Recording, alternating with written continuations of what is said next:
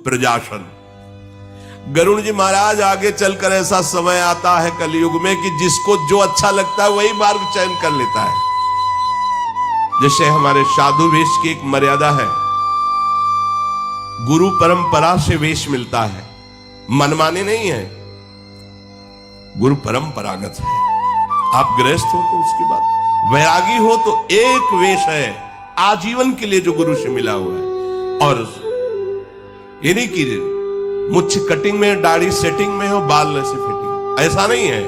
सिद्धांत है, या तो मुंडन पूरे में और या तो पूरे रखाओ, दो ही पद्धति है, या तो भद्र करो या तो पूरे रखाओ, उसमें ये सेटिंग फिटिंग नहीं। जिसको जो मनाया पहन रहा है, जैसे मनाया वैसे रह रहा है, जैसे मनाया वैसे रह रहा है। कोई किसी से पूछने वाला नहीं कि आपको गुरु प्रदत्त है ये वेश, नहीं। सफेद पहन लिए, पीले पहन लिए, बाबूजी हमें जरा दीजिए ऐसा रुपया। वो कह रहा है आपका आदमी पैसा मांग रहा है, ऐसा कैसे हो सकता? जैसे हमको किसी ने बताया कि आपका पीला पहने कोई, वो उधर पैसा हमका, हमारा एक भी साधक ऐसा। अनुशासनहीनता ही मृत्यु है, भगवत कृपा से ऐसा नहीं है एक भी। तब इनसे कहा कि जो केवल तिलक लगाए दिखाई देते हैं उनसे पूछो किस तारीख को कब आपने दीक्षा ली? नहीं ली। केवल रज लगाओ, नाम जप करो, चिन्ह नहीं धारण कर सकते। अगर धारण किए तो दंड नहीं है, अपराध है। उसको तुम ऐसे नहीं, उसका दुरुपयोग नहीं कर सकते। तिलक लगा लिए, पीला ओढ़ लिए, 1 घंटा के लिए मार्ग में खड़े हो गए।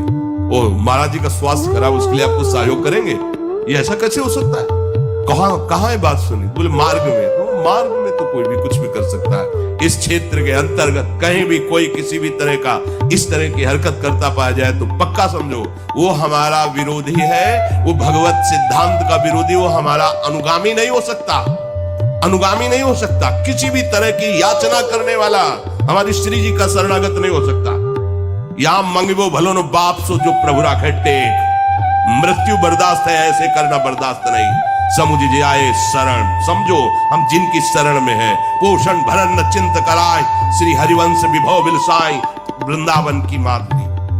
बड़ा जरूरी। ये जो धर्म विरुद्ध वेश धारण कर लेना, धर्म विरुद्ध उद्देश्य बना लेना, ये कलयुग का प्रभाव है।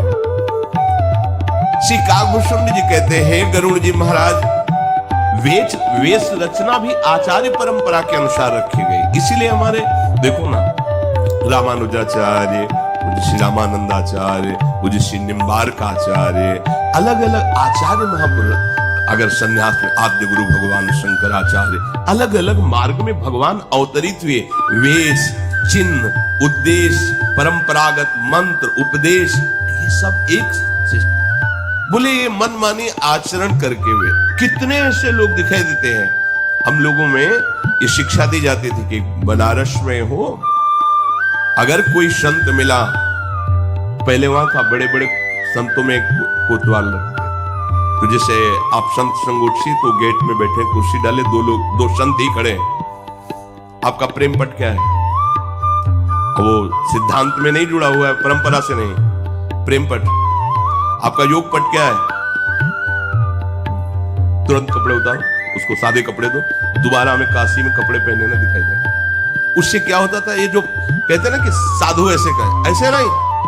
अब कोई किससे बोले, कोई कुछ भी पहन ले, कोई कुछ भी बोल ले, हम आपको ये प्रार्थना करते हैं, कहीं कोई विशेष कष्ट में है, आप देख लीजिए, उसकी सेवा कर दीजिए। पर संत ऐसे नहीं होते, आप ये बात समझ लेना, ऐसे नहीं होते। ये हम तुम्हें घोषणा करके कहते हैं, ऐसे नहीं होते संत। संत ऐसे होते हैं, भरण पोषण तुम्हारे द्वारा जिनका भाव होता है, वो विश्वंभर भगवान के दास नहीं होते, वो जगत के भोगों के दास होते हैं। विश्वंभर भगवान के दास ऐसे नहीं कर सकते।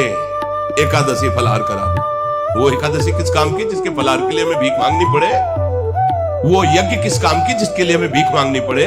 वो भंडारा किस काम का? जिसके लिए हमें भीख मांगनी पड़े। हमारा निरंतर अंदर भंडारा चल रहा है, यज्ञ हो रही, हम प्रति श्वास को भगवान के चरणों में अर्पित करें, इससे बड़ी कोई यज्ञ नहीं।